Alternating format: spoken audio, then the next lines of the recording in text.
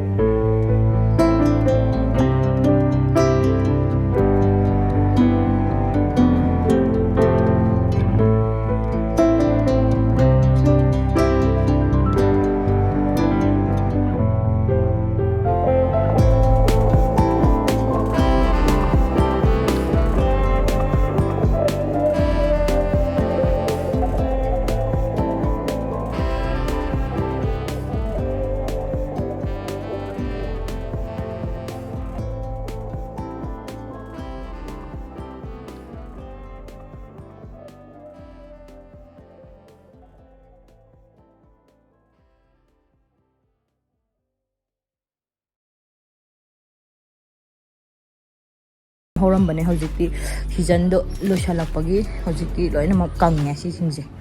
aduka sina mango achauba do koi hui amane sina topa koigi sina coco kawe hainau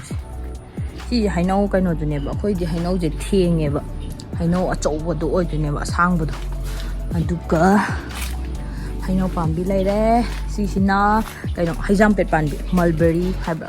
mulberry haiba kana hana haida sisina haijam pet pambi ne ko duka